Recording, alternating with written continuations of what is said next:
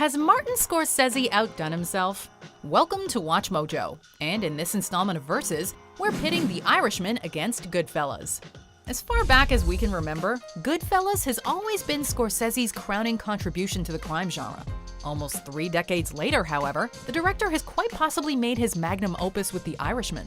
Which film is a better representation of Scorsese's work, which is the more intriguing exploration of the mob world, and which came the closest to hitting its target? Well, let's find out. As far back as I can remember, I always wanted to be a gangster. Round 1. Protagonist. The Irishman centers on Frank Sheeran, played by Robert De Niro, a truck driver turned hitman. We see Sheeran transition from a ruthless thug to a frail old man as he recounts his epic life story, although it's unclear who exactly he's telling it to. A journalist? A priest? The FBI? Would you like to be a part of this history? Yes, I would. Whatever you need me to do, I'm available. The most likely answer is that Sheeran's talking to himself, reflecting on his sins. There's a difference between feeling remorse and actually atoning for one's misdeeds, though. Sheeran is beyond redemption, at least in the eyes of his loved ones, meaning he's destined to waste away alone as mortality comes knocking on his door. With Goodfellas, Scorsese aimed to paint an unsympathetic, deglamorized portrait of gangster life, which we experience through the eyes of Henry Hill, played by Ray Liotta.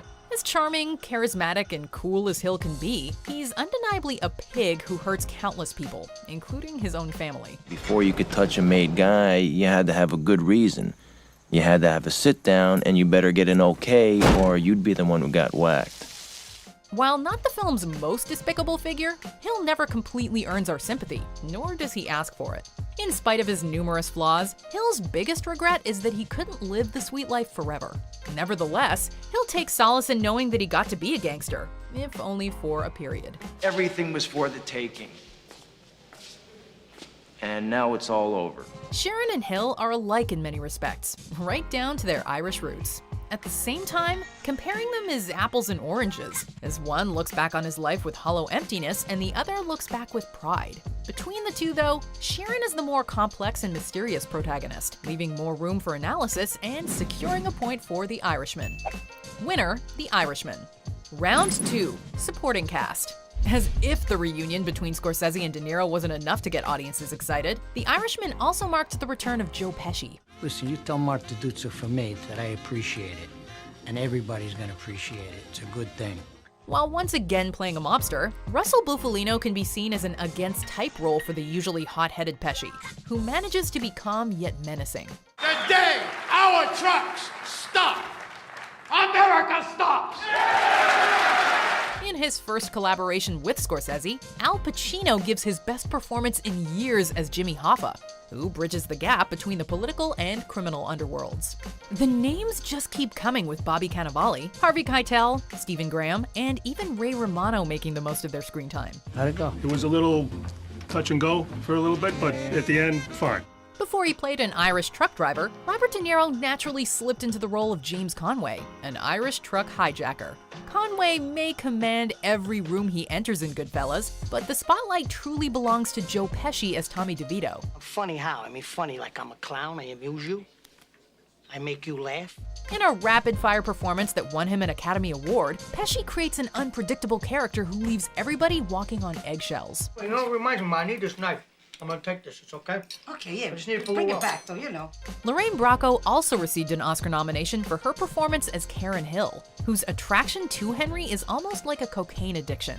The cast is rounded out with brilliant character actors, some of whom would later evolve into full-fledged movie stars. I know there are women like my best friends who would have gotten out of there the minute their boyfriend gave them a gun to hide. But I didn't. It's hard to find fault in either of these masterful ensembles, although one area Goodfellas clearly has the Irishman beat is in female representation. The most prominent woman in The Irishman is Anna Paquin as Sheeran's daughter, who barely gets any lines. You could argue that that's the point since Sheeran was more committed to the mob than his own family, but it's just enough reason to side with Goodfellas on this round. Winner, Goodfellas. Round 3, Craft. While quieter and less energized than some of his previous efforts, it feels as if Scorsese's whole career has been building towards The Irishman. After decades of honing his skills, Scorsese takes everything he's learned and turns in a modern masterpiece with captivating cinematography, lush production design, and editing that blurs the lines between the past and present. They would just keep digging their own graves, you know? I mean, Stop! Ross! From a technical standpoint, the film's most talked about aspect has been its de-aging effects. While we'd be lying if we said this wasn't a little distracting at first, the de-aging soon becomes an afterthought, and all we're left seeing is a young Robert De Niro. The fact that Scorsese didn't win Best Director for Goodfellas remains one of the greatest injustices in Academy Awards history. What are you, stupid? What's the matter with you? I apologize. What's the matter with you? Whether the characters are sitting around a table eating pasta or disposing of a body, Scorsese makes the audience feel like flies on the wall, bearing witness to every moment. How you doing, Gino? How are you? Good, good. The most impressive shot in the film, and possibly Scorsese's entire career, is a single take that follows Henry and Karen through the Copacabana nightclub. With this meticulously crafted sequence, we're given a first-hand look at all the perks and power that come with being a gangster. What do you do? I'm in construction. You can see Scorsese's signature written all over both of these films. Although The Irishman is grander in many respects, Goodfellas is the film we associate the most with Scorsese's trademarks and the mob genre in general. Thus, Goodfellas gets this round's point by a nose. Winner, Goodfellas. Round 4, Themes. The Irishman touches upon many familiar themes from other Scorsese movies, such as pride, violence, and sins of the past. If we had to single out the film's most prominent theme, however, it would have to be loyalty. Sheeran devotes most of his time to two men, Bufalino and Hoffa. And this man, James Riddle Hoffa, is the guy that gets the job done. I'm behind you, Jimmy. So, when Sheeran is forced to make a decision regarding where his loyalties primarily reside, it amounts to one of the most intense and gut-wrenching moments in any contemporary crime movie. We tried everything to help him, you know that. You tried.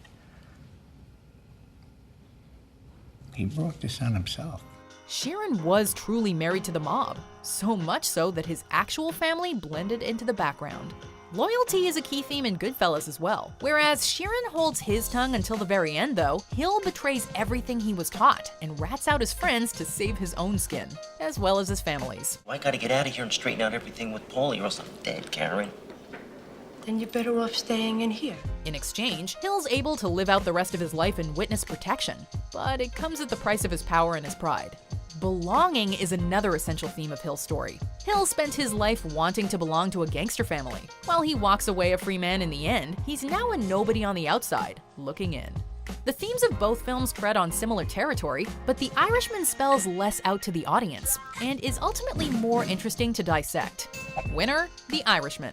Before we continue, be sure to subscribe to our channel and ring the bell to get notified about our latest videos. You have the option to be notified for occasional videos or all of them. If you're on your phone, make sure you go into your settings and switch on notifications.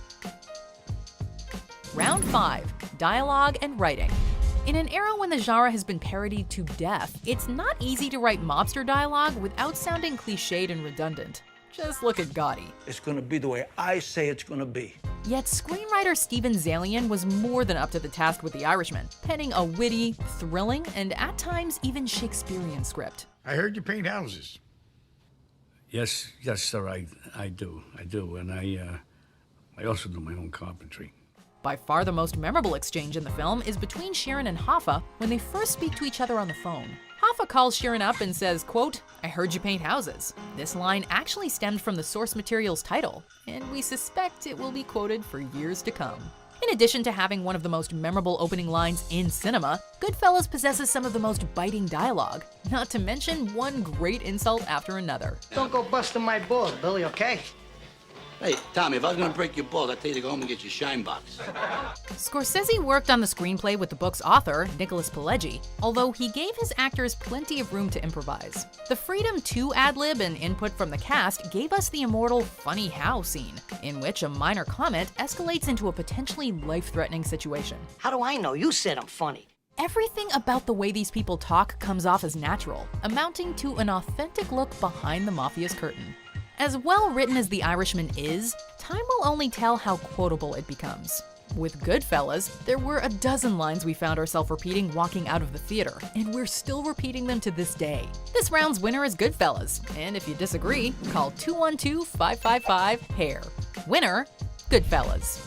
It's hard to top perfection, and while The Irishman comes close, Goodfellas remains Scorsese's definitive mob movie with a final score of 2-3.